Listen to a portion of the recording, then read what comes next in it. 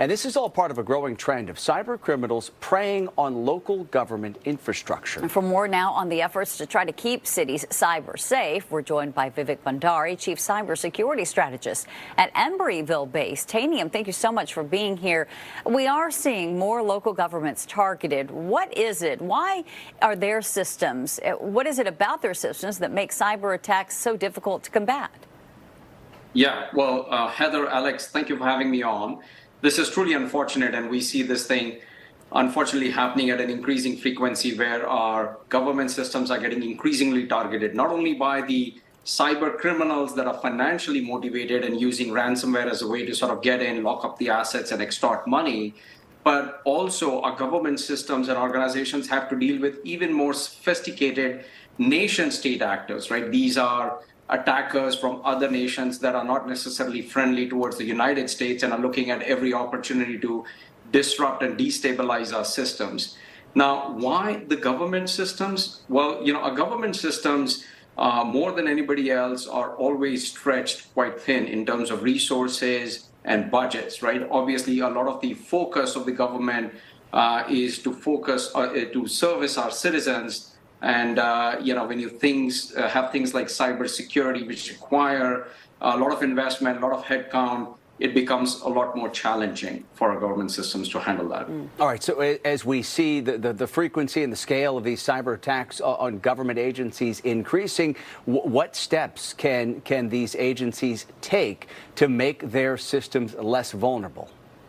Yeah, that's a great question. And I think in many ways, it comes down to the basics. And a lot of our government organizations are beginning to embrace these practices and put them in place.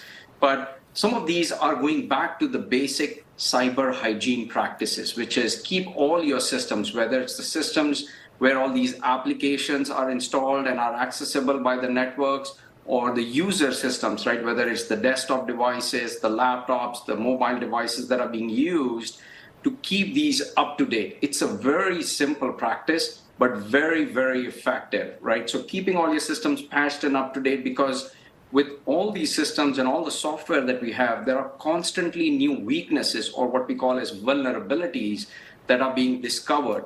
And these vulnerabilities is effectively what a lot of the attackers exploit to get into our trusted systems and either steal data or lock it up with ransomware and these kind of attacks. So basic cyber hygiene, good best practices like zero trust security, right, which ensures when users are using devices, those devices are patched up to speed, have the right security policy enforced before they're allowed to access sensitive data or information.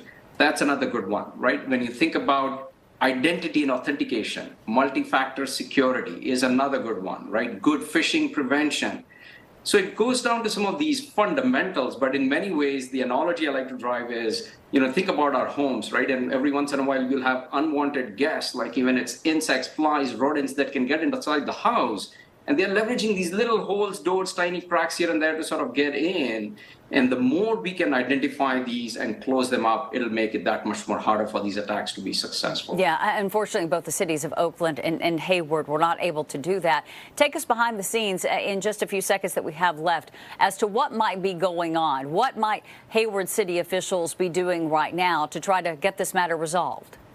Yeah, I think given that this is a ransomware attack, clearly, and a lot of the data is effectively unusable at this point, because what the attackers do is they lock it up and the encryption keys are not accessible. So very likely, first of all, the teams are looking at where the damage is, making sure that the attacker cannot go into other systems if they are already inside the network. So first, stop the attacker in their tracks and clean out whatever you can.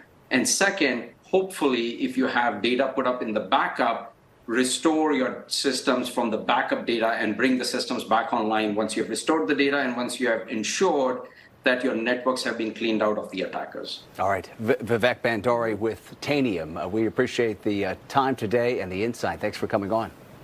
Thank you, Alex. Thank you, Heather.